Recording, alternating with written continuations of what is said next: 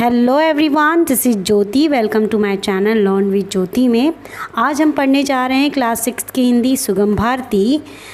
Chapter 6 है रामलाल का परिवार, जिसका हम क्वेश्चन आंसर करेंगे। इसके पहले के चैप्टर्स के क्वेश्चन आंसर के वीडियो बन गए हैं, जिसकी लिंक आपको डिस्क्रिप्शन बॉक्स में मिल जाएगी।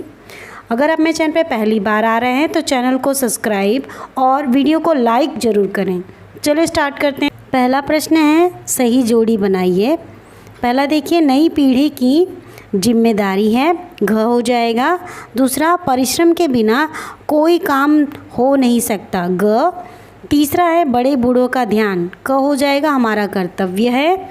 और फोर्थ है, जो लिया है उसे समय पर देना है। प्रश्न ख है, दिए गए शब्दों में से उपयुक्त शब्द चुनकर रिक्त स्थानों की पूर्ति कीजिए। पहला रिक्त स्थान है, अब तो वह डैश बड़ों के चरण छूता है, रोज़ाना हो जाएगा। सेकंड है, वे कह रहे थे कि वह डैश पर आएंगी, होली पर आएंगी।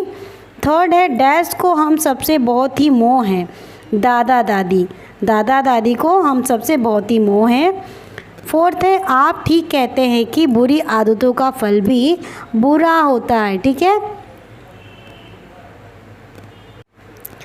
प्रश्न 2, निम्नलिखित प्रश्नों के उत्तर एक एक वाक्य में दीजिए। क प्रश्न देखिए, रामलाल ने हमारा क्या कर्तव्य बताया है।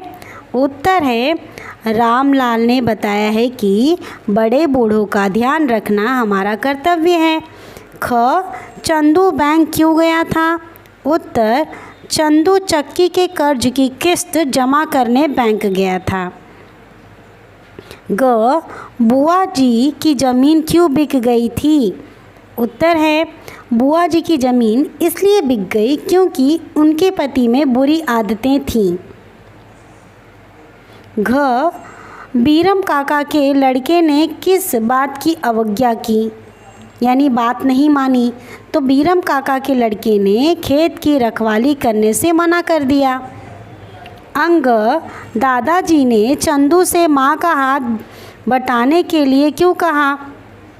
तो उत्तर होगा आपका, दादाजी ने चंदू से माँ का हाथ बटाने के लिए इसलिए कहा क्योंकि माँ सुबह से शाम तक अनवरत काम करती रहती है। प्रश्न 3 देखिए, निम्नलिखित प्रश्नों के उत्तर 3 से 5 वाक्यों में दीजिए। पहला प्रश्न है, चंदू में अब बहुत समझ आ गई है, उसकी समझदारी के 3 बिंदु लिखिए। तो ये कैसे पता चलेगा कि चंदू समझदार हो गया है। तो यहाँ पे देखिए 3 चीज़ें बताई गई हैं।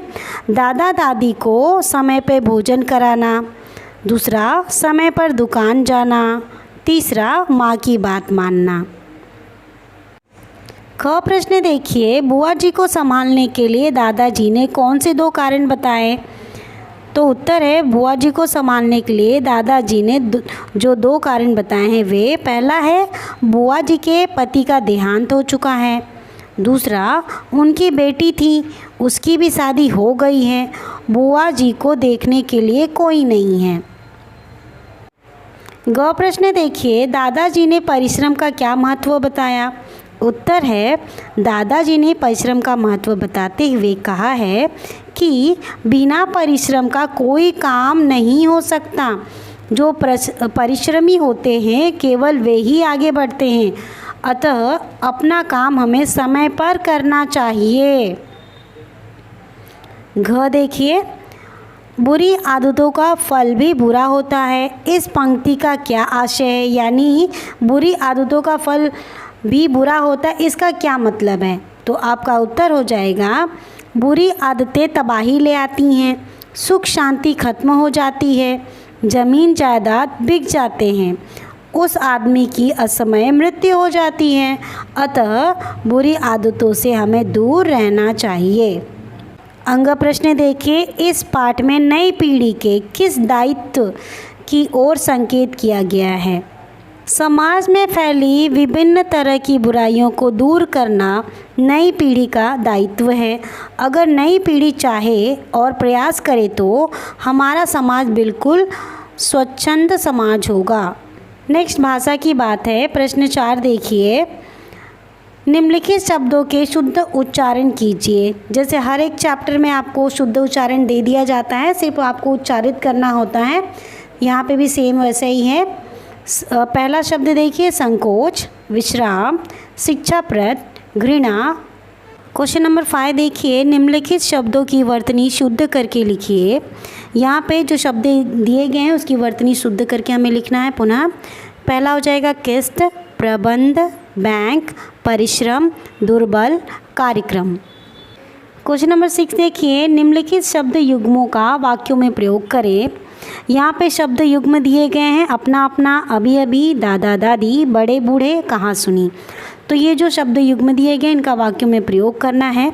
पहला देखिए, शिक्षक ने छात्रों से कहा कि वे अपना अपना काम करें। सेकंड है, अभी अभी मेहमान आ रहे हैं।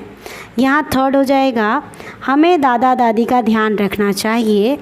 फोर्थ हो जाएगा, बड़े बूढ़ों, यहाँ पे बूढ़ो हो जाएगा, बड़े बूढ़ों की सेवा करना हमारा परम धर्म है। लास्ट है आपका फिफ्थ, देखते देखते दोनों में दोस्तों के बीच कहाँ सुनी हो गई। प्रश्न 7 देखिए, निम्नलिखित शब्दों के तत्सम रूप लिखिए। तो यहाँ पे आपको 5 शब्द दिए गए हैं जिसके तत्सम रूप लिखने हैं। खेत का खेती है, चरण का चरण, साँझ का संध्या, पास का पाश, दिन का दिवस। प्रश्न 8 देखिए, निम्नलिखित गद्यांश में यथास्थान विराम चिन्हों का प्रयोग कीजिए। तो यहाँ पे आपको गद्यांश दिया गया है जहाँ पे आप लगता है कि कहाँ कौन सा विराम चिन्ह लगना चाहिए, कौन से कॉमास वगैरह लगना चाहिए। तो ये चिन्ह प्रॉपर आपको यथास्थान लगाना है और वापस से पैराग्राफ को लिखना है। तो यहाँ पे नीचे मैंने आंसर दे दिया है, आप देख सकते हैं। यहाँ पे देखिए, तो यहाँ पे इस तरीके से आपको लिख लेना है, ठीक है।